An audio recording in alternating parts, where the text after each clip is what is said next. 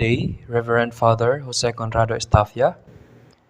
Today, I will discuss my understanding of the readings on phenomenology of Edith Stein and Edmund Husserl.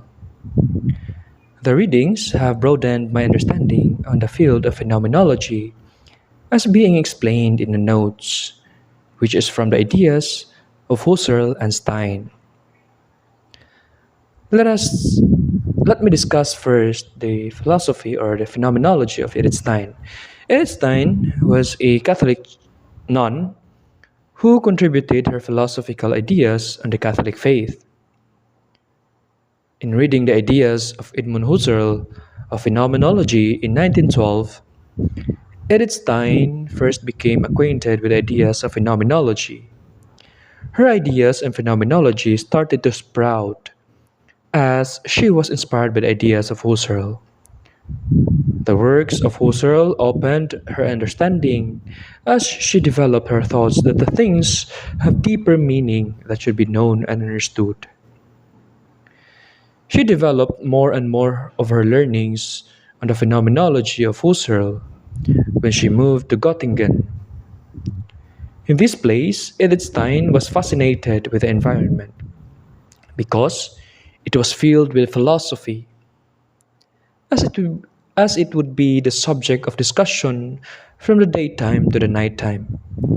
Philosophy in Göttingen was everywhere as people would talk unceasingly about philosophy, specifically in the field of phenomenology. And during this time, Husserl was entitled as the philosopher in Göttingen.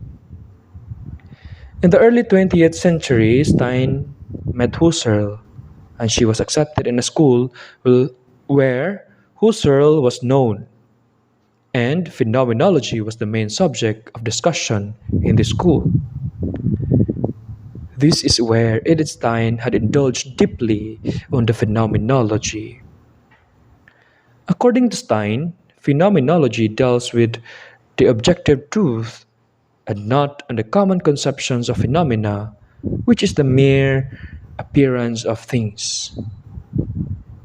In the search of objective truth, Stein says that it is the spirit or the geist that can find the truth.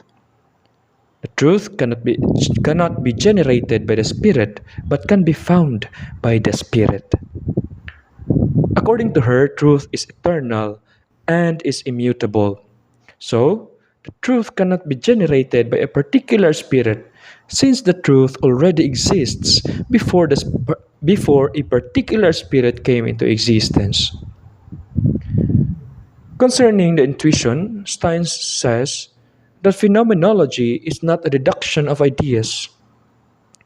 According to her, there is an infinite truth in philosophy, and in principle, there can always be new truths without deriving them logically from the things that are already known. In the middle of different idealisms, Stein says that idealism is a fundamental conviction which is personal and metaphysical. It is not a perfect outcome of phenomenological research.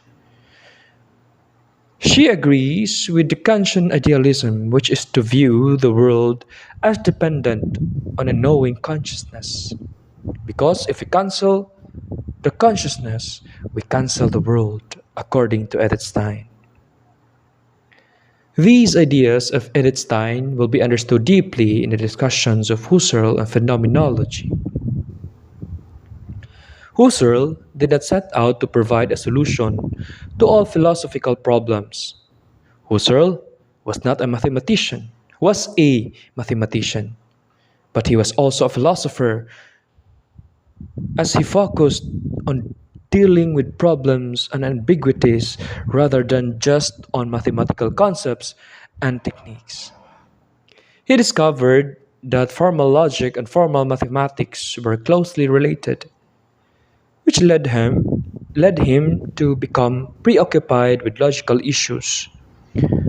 Husserl found that there will always be a difference of opinion and debate on this topic.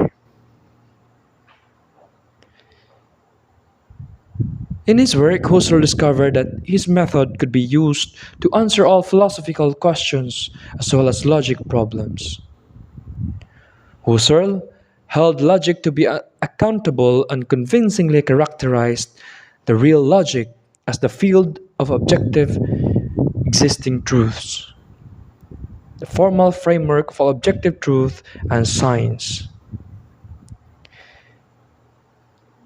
He had attained the unconstrained heights of all the philosophical issues with his new methodology. And that is my understanding of the discussions of the phenomenological ideas of Edith Stein and Edmund Husserl. Thank you for listening, and good day once again.